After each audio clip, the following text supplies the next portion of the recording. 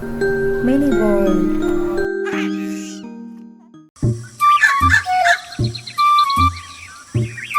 अरे भूरे, इस बार तो अपने खेत में कौन सी फसल लगा रहा है? भैया, इस बार मैं मेरे खेत में तरबूज की फसल लगाने वाला हूँ। तरबूज की खेती? अच्छा ठीक है, कोई बात नहीं, लगा ले लगा ले। क्या हुआ भैया, आप ऐसा क्यों बोल रहे हो? क्या कोई परेशानी है? अरे कुछ नहीं भूरे, दरअसल मैंने भी कुछ दिन पहले तरबूज की ही फसल लगाई है। मुझे लगा था कि तू कोई दूसरी फसल लगाएगा। अच्छा, तो ऐसी बात है। ठीक है भैया, मैं कोई दूसरी फसल लगाता हूँ। ऐसे कैसे? हम दूसरी फसल क्यों लगाएंगे? अगर लगानी है तो उनको लगाने दो, हम तो तरबूज ही लगाएंगे। अरे रीमा, कोई बात नहीं, अगर तुम्हें तरबूज ही लगाने हैं तो बेशक लगाओ। तरबूज मैं लगाऊं या भूरा लगाए, एक ही तो बात है। चलो अब मैं चलता हूँ। देखा आपने भूरे जी, अपने भाई की तरक्की इनसे देखी नहीं जा रही। आ गए हमें रोकने के लिए। अब तो हम तरबूज ही लगाएंगे और वो भी उनसे बड़े बड़े तरबूज उगा कर दिखाएंगे। हाँ रीमा, हम ऐसा ही करेंगे। चलो अब हम बाकी के बीज लगा देते हैं।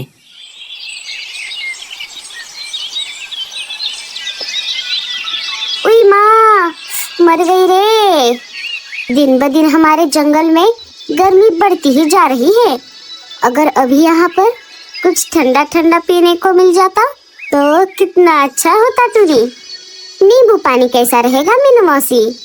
वो देखिए, लाडो और रानो नींबू पानी लेकर यहीं पर आ रही है। लेकिन टूनी, तुझे कैसे पता कि ये दोनों नींबू पानी ही लेकर आ रही है?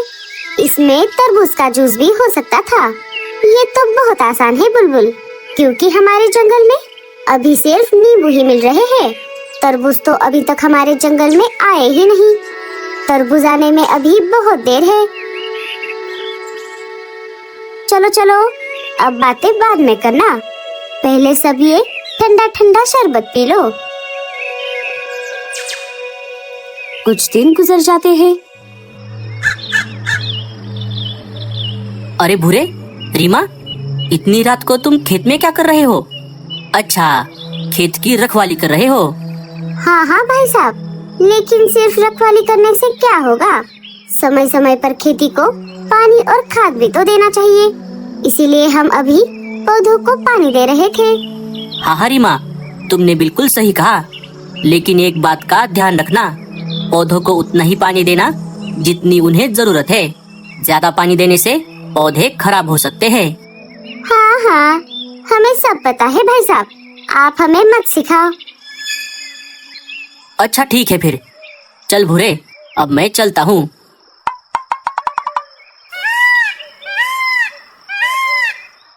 कुछ दिन और गुजर जाते हैं। फिर एक दिन रात के समय रीमा और गोरी अपने घर के बाहर आकर आपस में झगड़ा कर रही थी। अरे ओ कल मुही रीमा, तुझे क्या लगता है कि तेरे तरबूज की फसल हमसे ज्यादा अच्छी होगी? तू ये मत भूल कि तुझसे पहले हमने तरबूज लगाए थे, इसीलिए हमारे ही तरबूज बड़े होंगे। हाँ हाँ, पता है, लेकिन तू भी एक बात ध्यान में रख ले, हमने जो तरबूज के बीज लगाए हैं वो तुम्हारे बीजों से ज्यादा बेहतर है, इसीलिए हमारे ही तरबूज बड़े होंगे। अगर ऐसी बात है तो लगा ले शर्त, जब तरबूज को काटने का समय आ जाएगा तब उस समय जिसके भी तरबूज बड़े होंगे वो दूसरे को थप्पड़ मारेगा। हाँ हाँ, लगा ले और थप्पड़ खाने के लिए भी तैयार रहना।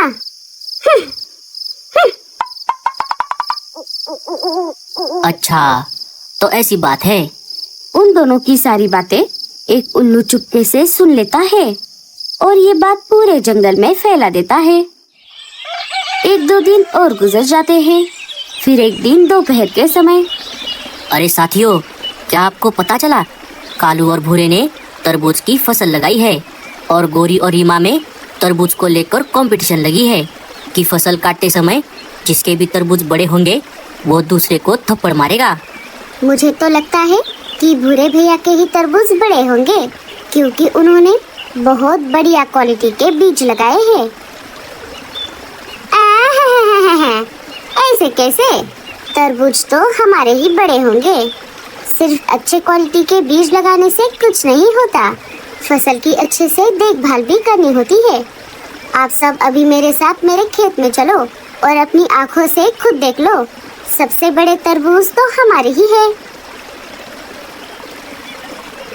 अच्छा, तो ऐसी बात है। गोरी की बच्ची, तू बस देख के जा, अब मैं क्या करती हूँ।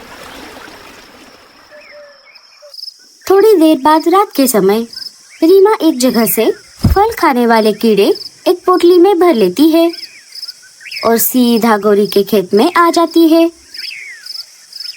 और सारे कीड़े उनके तरबूज पर छोड़ देती है। हाँ, अब आएगा मजा। कुछ दिन बीत जाते हैं।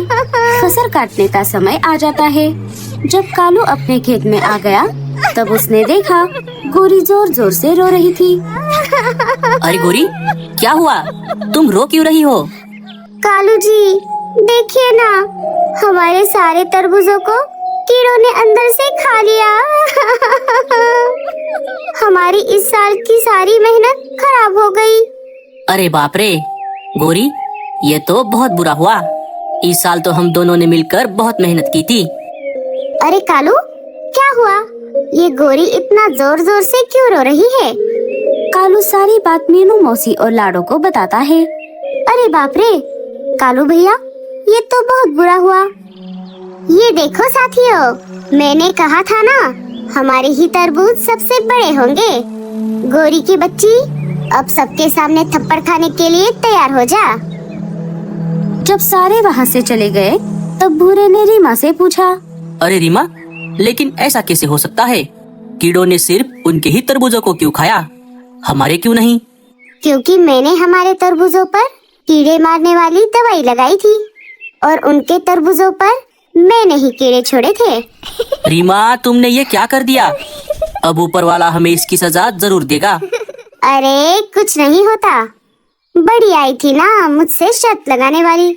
अब उसे ऐसा थप्पड़ मारूंगी कि वो जगह पर ही बेहोश हो जाए। 2-4 दिन गुजर जाते हैं।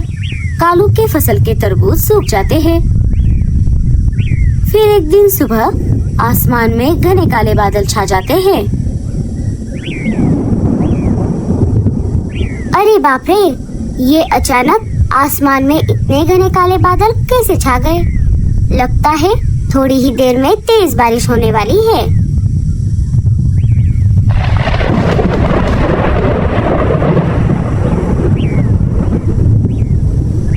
मीनू मौसी, ये घने काले बादल देखकर ऐसा लग रहा है कि थोड़ी ही देर में तेज बारिश होने वाली है। हाँ टुनी, मुझे तो ये किसी बड़े संकट की चेतावनी लग रही है। हे ऊपर वाले, बचा ले रे बाबा। थोड़ी ही देर में तेज तूफान के साथ साथ मूसलाधार बारिश भी शुरू हो जाती है। पापा, मुझे बहुत डर लग रहा है। डरो मत जग्गू, मैं और मम्मी है ना तुम्हारे पास। और ये बिन मौसम की बरसात है, ये ज्यादा देर तक नहीं चलेगी, तो इससे हमें कोई खतरा नहीं है। लेकिन अगर बारिश ऐसे ही चलती रही तो जंगल में भारी नुकसान हो सकता है, जिसकी हम कल्पना भी नहीं कर सकते। पूरी हमें सतर्क रहना होगा। अजी, अब क्या होगा? ये अचानक इतनी तेज बारिश कहाँ से आ गई? अब हमारे तरबूज के फसल का क्या होगा भूरे जी? मैंने तुमसे कल ही कहा था रीमा कि हम सारे तरबूज निकाल लेते हैं, लेकिन तुमने मेरी बात नहीं मानी। तरबूजों को बड़ा करने के चक्कर में तुमने मेरी बात पर ध्यान ही नहीं दिया। अब हम कुछ नहीं कर सकते। अब कर लो बड़े तरबूज। जब सारे तरबूज पानी में बह जाएंगे तब तुम्हें पता चलेगा, तब बस उन्हें देखती रहना। बारिश इतनी तेज थी कि पूरे जंगल में बारिश का पानी बहने लगा।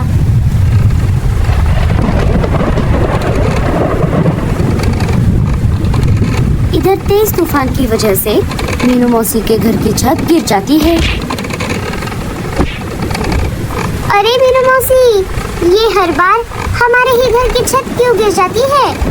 अरे काम चल रही की, अगर तूने घर की मरम्मत करने में मेरी थोड़ी मदद कर दी होती तो आज ये सब नहीं होता। अब जल्दी से बाहर चल, नहीं तो हम यहीं दब के मर जाएंगे और हमें बचाने के लिए भी कोई नहीं आएगा। जिन जिन पंछियों के घोंसले तूफान की वजह से गिर गए थे, वो सारे एक एक करके एक पेड़ पर आकर जमा होने लगे। अरे कालू, ये सब क्या हो गया? अब हम कहाँ जाएंगे? अरे वो देखो साथियों, वो पानी में क्या बहकर आ रहा है? अरे ये तो कालू भैया के तरबूज है। अरे वो देखो साथियों, पीछे से भूरे भैया के भी तरबूज आ रहे हैं। अब हमें इन तरबूजों का कोई फायदा नहीं है साथियों, अब हम इन्हें बस बहता हुआ ही जाते देख सकते हैं। मीनू मौसी के ऐसा कहते ही लाडो के दिमाग की बत्ती जल जाती है।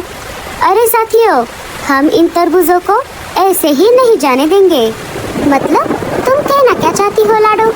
अब तुम सब मेरा कमाल देखो।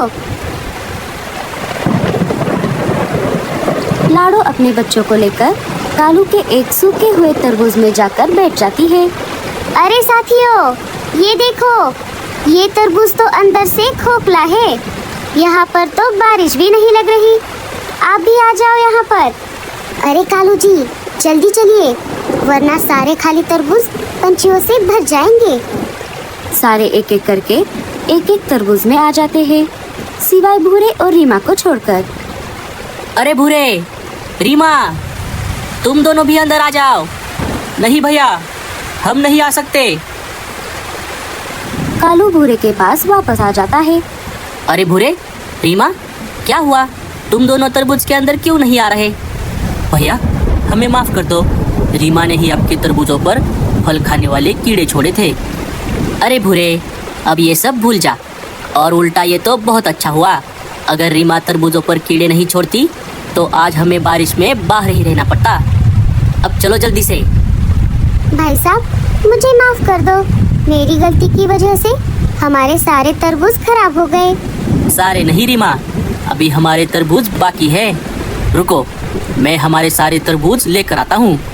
रुक जा भूरे, मैं भी तेरे साथ आता हूँ। तो दोस्तों, इस कहानी से हमें ये सीख मिलती है कि जो होता है अच्छे के लिए होता है। अरे वाह वाह वाह वाह, ये तरबूज तो कितने मीठे हैं। कालू और भूरे की वजह से हमारी जान भी बच गई और हमारा पेट भी भर गया।